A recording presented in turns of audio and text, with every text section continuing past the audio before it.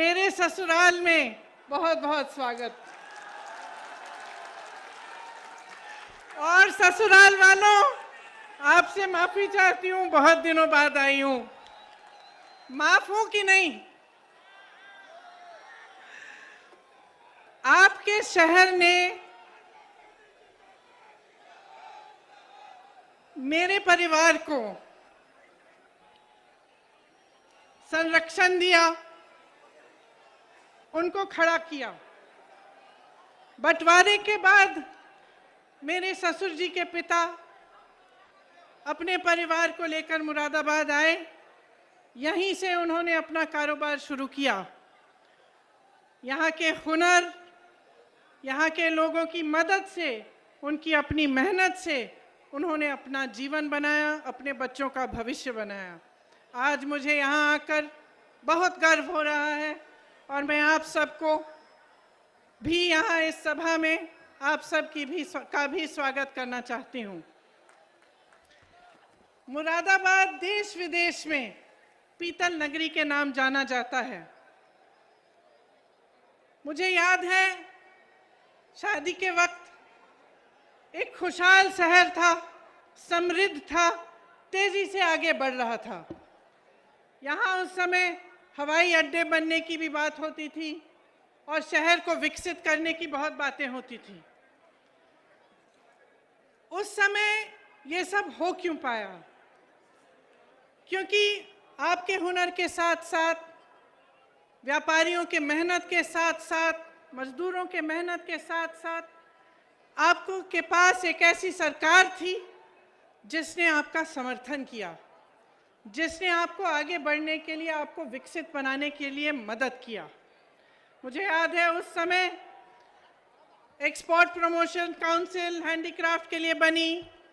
एक्सपोर्टरों को ड्रॉबैक मिलते थे, ब्याज की सब्सिडी मिलती थी। राजीव गांधी जी, मेरे पिताजी ने कारोबारियों के लोन भी माफ़ किए, टैक्स में भी मदद होती थी। उस तरह से यहाँ का कारोबार बहुत बड़ा, आपका ये शहर फूला फला आगे बढ़ा। आज स्थिति क्या है? आज हालात क्या हैं?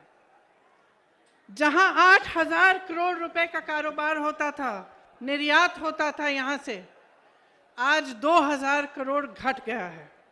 सिर्फ पिछले 5-6 सालों में 3 लाख कारीगरों की रोजी रोटी खत्म हो चुकी है।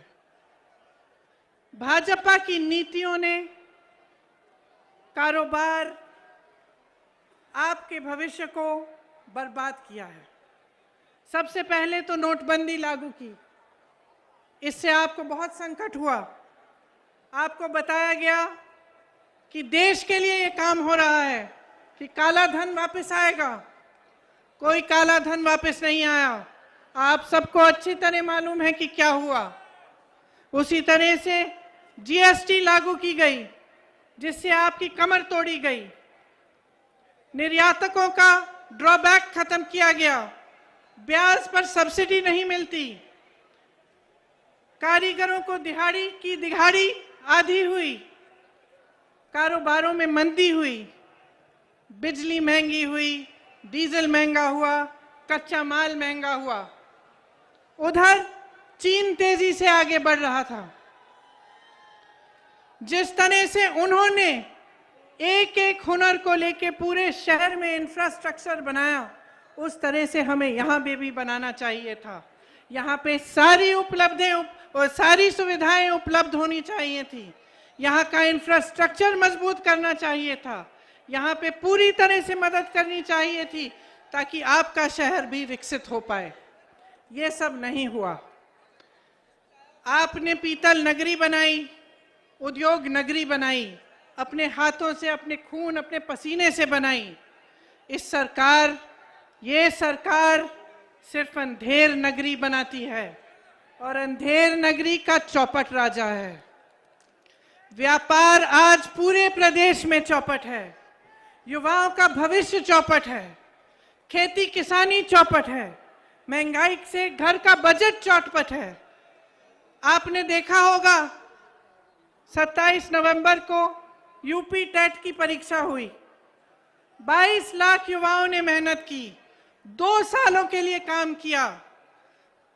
क्या हुआ? पेपर आउट हो गया, परीक्षा रद्द की गई, भर्ती फिर से लटक गई। फिर से क्यों कह रही हूं? क्योंकि इस तरह से तमाम भर्तियां हैं। मैं ऐसे लोगों से बात कर चुकी हूं, ऐसे युवाओं से बात कर चुकी हूं जो 6 सालों से नियुक्तियों का इंतजार कर रहे हैं, जिन्होंने 4-5 परीक्षाएं दे दी हैं, लेकिन आज तक उनको रोजगार नहीं मिला। यहां पेपर आउट हुआ, नई बात नहीं थी। 12 परीक्षाओं में इस तरह से हुआ है। 10 लाख से अधिक सरकारी पद खाली पड़े हैं, लेकिन युवाओं को रोजगार नहीं मिल रहा। योगी आदित्यनाथ जी बयान देते हैं कि उत्तर प्रदेश में नौकरियां बहुत हैं, नौकरी योग्य युवा कम है। अब आप बताइए, जहां जहां मैं जाती हूं मुझे ऐसे युवा मिलते हैं जिन्होंने बीए पास की है, किसी ने आईटीआई पास किया है, किसी को एमए भी हुआ है, और मुश्किल से संघर्ष करके।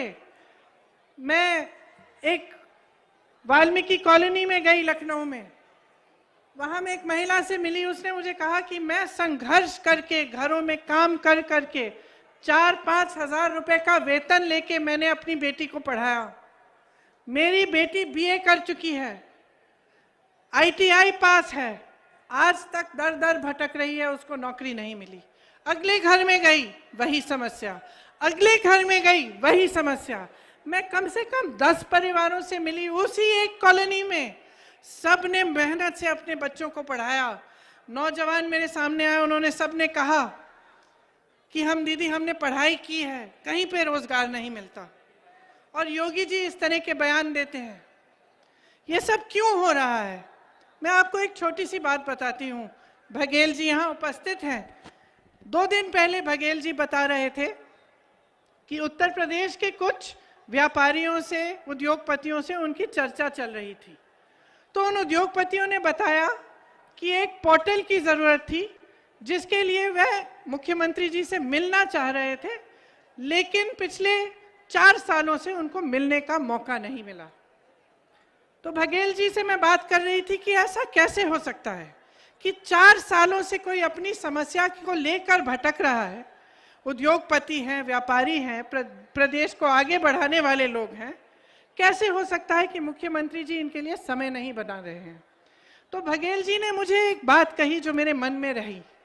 उन्होंने कहा, देखिए दीदी, हमारे प्रदेश में जाति और धर्म पर आधारित राजनीति कम होती है और विकास पर आधारित राजनीति होती है।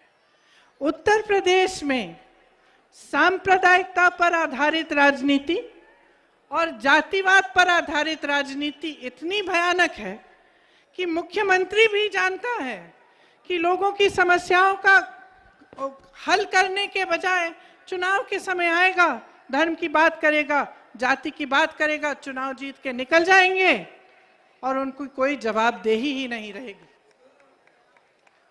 तो ये बात मेरे मन में बहुत गहराई से, मैंने इस बारे में सोचा। ये बात सही है। जब तक पब्लिक जवाबदेही नहीं मांगेगी अपनी नेताओं से, तब तक ये सिलसिला चलता रहेगा।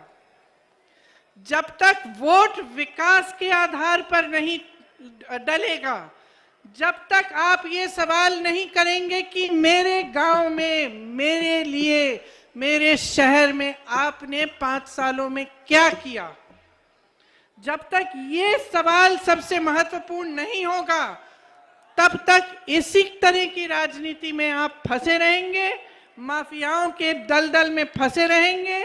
मुझे आश्चर्य हुआ, मैं जब यूपी आई, जमीन की माफिया, नदी की माफिया, बालू की माफिया, पढ़ाई की माफिया, इम्तिहानों की माफिया, जहां देखो माफिया ही माफिया। मुझे तो आश्चर्य है कि सांस पे कोई माफिया नहीं है कि आप सांस ले रहे हैं और आपसे हफ्ता लिया जाए। ये हालात है आपके प्रदेश के। ये हालात आप बदलोगे कैसे? मुझे बहुत बड़ी शिकायत है आपसे जब तक आप इस तरह की राजनीति के घेरे में फंसे रहेंगे तब तक कोई बदलाव नहीं आने वाला है। नेता के बाद नेता यहां मंच पर खड़े होकर फिजूल की बातें करेगा, आपको तरह तरह के वचन देगा, लेकिन उसको दिल में मालूम होगा कि उसकी कोई जवाबदेही नहीं है। इसीलिए सबसे बड़ी जिम्मेदारी आपकी है। आप नेताओं को जिम्मेदार बनाओ, सिखाओ उनको कि ऐसा नहीं चलेगा। मंच पर आकर खोखले वचन बनाएं, 5 सालों के लिए आप कुछ नहीं करें, ये नहीं चलेगा। इसीलिए कांग्रेस पार्टी इस चुनाव को सिर्फ और सिर्फ विकास के आधार पर लड़ना चाहती है। हमने प्रतिज्ञाएं ली हैं। क्या प्रतिज्ञा ली है? कि हम 20 लाख रोजगार दिलवाएंगे, हर जिले में हम उद्योगों के हब लगवाएंगे। ये प्रतिज्ञा इसलिए है क्योंकि खोखला वचन नहीं है। आपको मुख्यमंत्री जी ने कहा कि किस तरह से उन्होंने वचन दिया और 2 घंटे के अंदर अंदर कर्ज माफ किए। उन्होंने आपको बताया कि किस तरह से छत्तीसगढ़ में आज कांग्रेस की सरकार 2500 रुपए क्विंटल धान खरीद रही है। तो ये कोई कल्पना नहीं है, ये सच्चाई है। अगर हम कह रहे हैं, हम करके भी दिखाएंगे। देखिए, किसानों ने जो आंदोलन किया, इससे एक बहुत बड़ी बात आगे आई है कि जब आप मन बना लेते हैं, जब आप अटल रहते हैं, आप अडिग बन जाते हैं, तो सरकार को झुकना पड़ता है। सरकारों ने, किसानों ने त्याग दिया। 700 से अधिक किसान शहीद हुए। उन 700 शहीदों के लिए प्रधानमंत्री जी 2 मिनट के लिए भी संसद में मौन नहीं रहे। 2 मिनट का मौन नहीं किया, संसद में चर्चा भी नहीं की उन कानूनों पर जिन कानूनों को रद्द करने जा रहे थे। लखीमपुर के खेरी में नरसिंहार हुआ, किसानों को अपनी जीप के पहियों के तले एक मंत्री के बेटे ने कुचल कर मार डाला। प्रधानमंत्री जी ने एक लफ्ज नहीं कहा, योगी आदित्यनाथ जी ने एक लफ्ज नहीं कहा, बल्कि कुछ दिनों पहले लखनऊ आए, उनके साथ मंच पर वही मंत्री खड़े थे, आज भी मंत्री हैं, उनको बर्खास्त क्यों नहीं किया?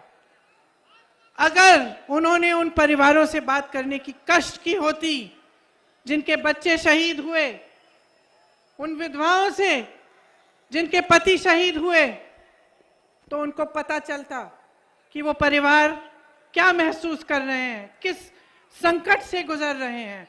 और उनकी एक ही गुहार है कि जब तक ये मंत्री पद पर रहेंगे तब तक हमें न्याय नहीं मिलेगा, हमें सिर्फ न्याय चाहिए। मैं ऐसे परिवारों के पास गई हूं जिनके पास कुछ नहीं है, वो कहते मुआवजा नहीं चाहिए, मुझे पैसे नहीं चाहिए दीदी, न्याय चाहिए, अपने बेटे के लिए न्याय चाहिए। इसीलिए मैं कहना चाहती हूं कि जो सबसे बड़ी बात किसान आंदोलन से ये निकली है कि शक्ति आपके हाथों में है, इस शक्ति को पहचानिए। इन 3 काले कानूनों के अलावा किसानों की बहुत बड़ी बड़ी समस्याएं हैं जिनको सरकार बार बार नकार रही है। आप ही को मालूम है कि गन्ना का कितना आपको भुगतान मिला, अभी भी 4000 करोड़ का भुगतान बचा है। नरेंद्र मोदी जी का एक हवाई जहाज जो उन्होंने पिछले साल खरीदा, कोरोना के समय खरीदा, 8000 करोड़ का है। एक हवाई जहाज जिसमें सिर्फ नरेंद्र मोदी जी बैठ के घूमते हैं, 8000 करोड़ का है। आपका पूरा गन्ना का भुगतान 4000 करोड़ का है।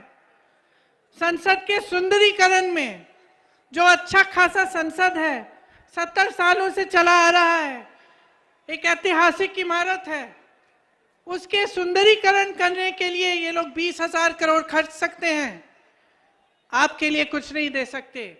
आपके कर्ज माफ करने की बात होती है तो चुप हो जाते हैं, कहते हैं कि पैसा नहीं है। आज खाद की लाइनों में किसान अपना दम तोड़ रहे हैं। मैं ललितपुर के 4 परिवारों से मिलने गई। 2 किसानों ने खाद की लाइन में खड़े होते हुए दम तोड़ा, और 2 ऐसे किसान थे जो इतने समय के लिए खाद की लाइन में खड़े रहे और खाद खत्म हो गई, मायूस होकर घर आए, आत्महत्या कर ली। उनकी छोटी छोटी सी बच्चियों ने मेरे से बात की कि दीदी हम क्या करेंगे, डीजल का दाम आसमान छू रहा है, आपको एमएसपी के कम दाम में आपसे धान और गेहूं खरीदा जा रहा है। हमारी ये प्रतिज्ञा है कि छत्तीसगढ़ की तरह यहां पर भी 2500 रुपए में धान खरीदा जाएगा, यहां पर भी गेहूं 400 रुपए क्विंटल में खरीदा जाएगा। माफ करिए, गन्ना 2500 में गेहूं और धान और 400 में गन्ना। किसानों के लिए हमने तय किया है कि आपका पूरा कर्जा हम माफ कराएंगे। देखिए, महंगाई बहुत ज्यादा है, मैं जानती हूं कि आप कितना तड़प रहे हैं महंगाई की वजह से। ये मेरी महिलाएं बैठी हैं, ये लोग सोचते हैं कि आपको एक गैस सिलेंडर पकड़ाकर आपके प्रति पूरी जिम्मेदारी खत्म हो गई। इनको दिखाइए कि जब तक आपको पैरों पे खड़ा करेंगे नहीं, जब तक आपको सशक्त नहीं बनाएंगे, आपको मजबूत नहीं बनाएंगे, तब तक आपका वोट उनको नहीं मिलेगा। मैं आप सबसे कहना चाहती हूँ, महिलाओं को आगे बढ़ाओ। ये महंगाई की मार किसानों पर है, गरीबों पर है, दलितों पर है, लेकिन सब वर्गों में इनका बोझ आप उठाती हैं। मैं जानती हूं कि आप कितना संघर्ष कर रही हैं। बिजली कितनी महंगी हो गई है, आटा, मोबाइल का डेटा, जीवन बीमा, सरसों का तेल, पेट्रोल, डीजल, हद से ज्यादा महंगाई है। आपको बड़े बड़े बिल मिलते हैं, मैंने देखी है ये बिल। महिलाएं मुझे कहती हैं कि हमने तो बिजली ऑन ही नहीं की, हमने चला, यहाँ बिजली आई ही नहीं, फिर भी हमें इतनी बड़ी बिल मिल रही है। आप सब यहाँ पर, ये एक ऐसा शहर है जहाँ उद्योग है। आप सब जानते हैं कि बिजली का कमर्शियल रेट कितना है और इसकी वजह से कितना नुकसान हो रहा है। आपको कहा गया था मुरादाबाद को स्मार्ट सिटी बनाया जाएगा, क्या बना? केवल एक ही चीज स्मार्ट है, स्मार्ट मीटर और स्मार्ट लूट। और मैं बहनों को कहना चाहती हूं कि आपको सशक्त करना चाहते हैं हम, मैं आपके साथ खड़ी हूं, मैं आपको आगे बढ़ाना चाहती हूं। 40%, मैं कह रही हूं कि 40% टिकट महिलाओं को मिलने चाहिए। क्यों कह रही हूं? मैं अपनी बहनों के घर जाती हूं, यहां पर बलात्कार होते हैं, महिलाओं का शोषण होता है, महिलाओं को कुचला जा रहा है और कोई कुछ नहीं कह रहा है, कोई आवाज नहीं उठा रहा है, कोई आपको आगे बढ़ाने की बात नहीं कर रहा है। सब विज्ञापनों में है, सब सिर्फ विज्ञापनों में है। असली सवाल यह है कि आपकी भागीदारी राजनीति में क्या है, आपके लिए लड़ने वाली महिला कैसे आगे बढ़ेगी। तो 40% आप जब टिकट लेंगे कांग्रेस से, ठीक है, हो सकता है पहली बार थोड़ी आप में से कुछ हो जो जीते, हो सकता है कि कुछ ना जीते, कोई बात नहीं, सशक्त बनेंगी, अगली बार जीतेंगी, अगली बार फिर से मौका मिलेगा और ज्यादा मौका मिलेगा। यहां नौजवान लड़कियां हैं, आप सहना नहीं चाहती, सच बताओ, सहना चाहती हो कि लड़ना चाहती हो? अपने हकों के लिए लड़ना चाहती हो या अत्याचार सहना चाहती हो? लड़ना चाहती हो ना?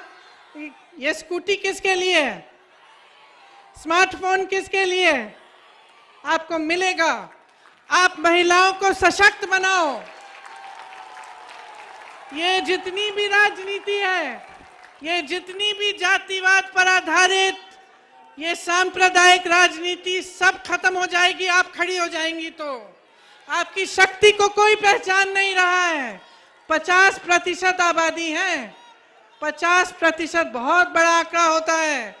सशक्त बनो, अपने हक के लिए खुद लड़ो, कोई नहीं आएगा तुम्हारे लिए लड़ने के लिए, तुम खुद लड़ोगी और मैं तुम्हारे साथ खड़ी हूं। जोर से बोलो, लड़की हूं, लड़की हूं, शाबाश, लड़की हूं, शाबाश। देखिए, किसानों के लिए हमने तय किया है कि हम कर्जा माफ करेंगे और सबके लिए तय किया है कि बिजली बिल हाफ होगी। कोरोना काल का बकाया खास तौर से जो छोटे दुकानदार, छोटे व्यापारियों ने दिया, वो साफ किया जाएगा। कोरोना में आपने बहुत संकट झेला, सरकार आपके प्रति आक्रामक बन गई। आपने ऑक्सीजन मांगा तो सरकार आपके पीछे पड़ गई, आपकी मदद नहीं हुई। आपको ये दौर अच्छी तरह से याद होगा। उद्योग, एक्सपोर्ट, ठेले कुमचे वाले, सबका व्यापार कम हुआ, काफी लोगों का व्यापार बंद भी हुआ। उन्हें हम फिर से मदद करना चाहते हैं कि दोबारा अपने पैरों पे खड़े हों। इसीलिए सबसे गरीब परिवार, जिन्होंने सबसे ज्यादा संकट, जिनको सबसे ज्यादा संकट पहुंचा कोरोना से, उनको हम 25,000 रुपए देना चाहते हैं। देखिए, अगर हमारी सरकार आएगी, अगर हमारी सरकार आएगी तो चाहे कोई भी बीमारी हो, 10 लाख रुपए का इलाज सरकार मुफ्त में कराएगी।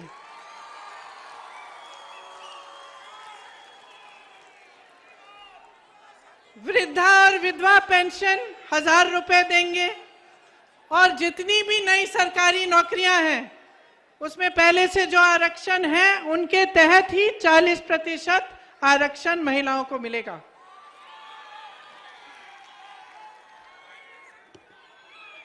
सुनिए, लोकतंत्र में जनता जिंदाबाद है। मैंने आपसे पहले भी कहा, मेरी आप सबसे शिकायत है, अपने नेताओं से आप हिसाब नहीं मांगते। चुनाव आता है तो सफाई कर्मचारियों के साथ नरेंद्र मोदी जी अपनी फोटो खिंचवा लेते हैं। आगरा में अरुण वाल्मीकि के पूरे परिवार को 3-4 दिनों के लिए जेल में रख के, पुलिस स्टेशन में रख के बुरी तरह पीटा जाता है तो कुछ नहीं कहते, आप हिसाब नहीं मांगते। हाथरस में एक दलित लड़की के साथ बलात्कार किया जाता है, पुलिस प्रशासन द्वारा उसकी चिता जलाई जाती है, उसके माँ बाप को आने भी नहीं दिया जाता। प्रधानमंत्री जी चुप रहते हैं, मुख्यमंत्री जी चुप रहते हैं, आप हिसाब क्यों नहीं मांगते? किसानों का रोज रोज अपमान किया, तरह तरह की चीजें कही, देशद्रोही, आंदोलन जीवी, भगवान जाने क्या क्या कहा। चुनाव आ रहा है ना, चुनाव आ रहा है ना, अब क्या कह रहे हैं? मुझे माफ करिए। क्यों माफ कर रहे हैं आप? क्यों माफ कर रहे हैं? हिसाब मांगिए। कोरोना काल में लापरवाही हुई, किसने भुगता? किसके परिवार उजड़े? आपने हिसाब मांगा? हिसाब मांगो।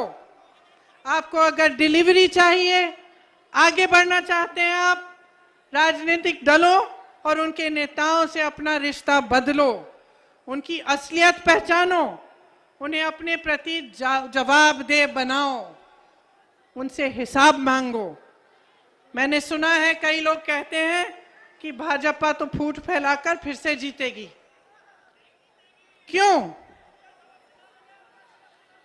क्योंकि असलियत ये है कि जिनको आज मुख्य विपक्ष माना जा रहा है, वे विकास का एजेंडा सेट नहीं कर रहे, वे भी इसी तरह की राजनीति करना चाहते हैं।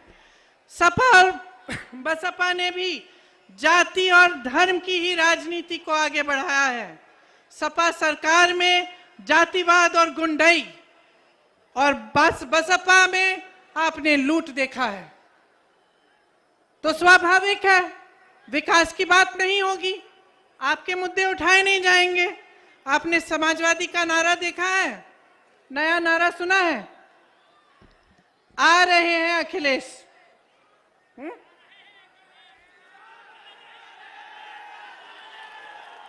मैं पूछना चाहती हूं, सीए और एनआरसी के कानून बने, मैंने अपनी आंखों से देखा। मैं बिजनौर गई, बिजनौर में एक 19 साल का लड़का अनस दूध बेचता था, उसकी निर्मम हत्या की गई। दूसरे घर में गई, एक लड़का सुलेमान मस्जिद के बाहर खड़ा था, पुलिस ने गोली मारी, उसकी हत्या कर ली, कोई कार्रवाई नहीं हुई।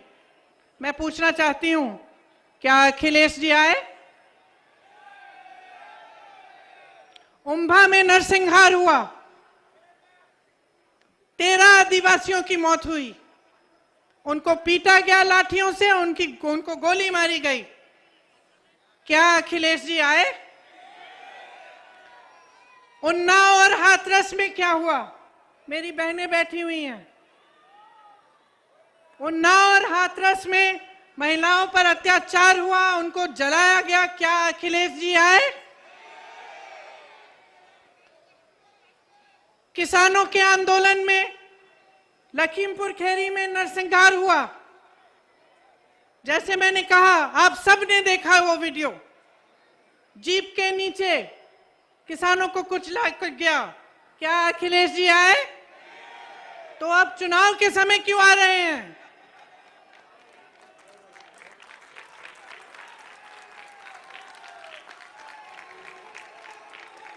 चुनाव के समय उनकी पार्टी और वो अचानक जीवित क्यों हो रहे हैं?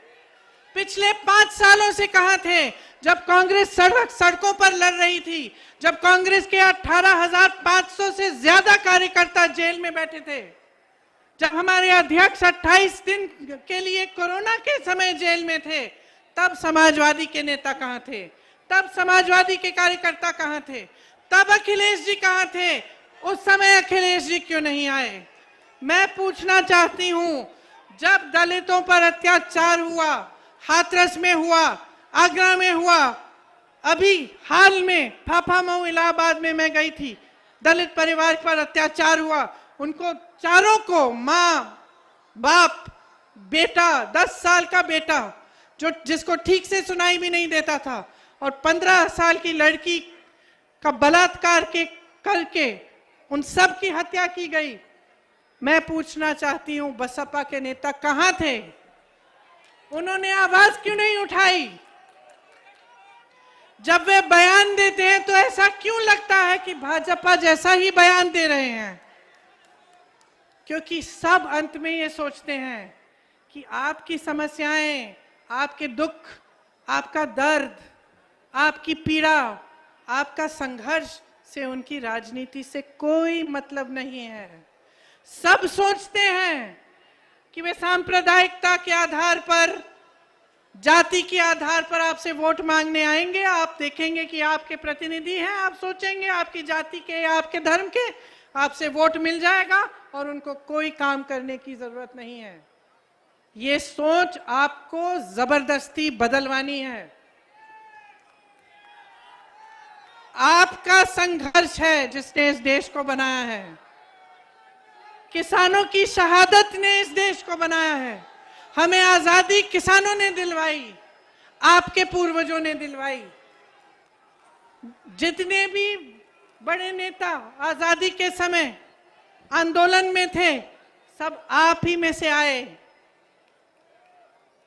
ये लोकतंत्र है, इसमें आपसे मजबूत कोई नहीं है। और मैं आपसे बताना चाहती हूं कि कोई ऐसा जंग नहीं है जो बगैर लड़े जीता जाता है। तो ये सब जो कह रहे हैं कि जीतने वाले हैं, जब लड़ ही नहीं रहे हैं तो जीतेंगे कैसे?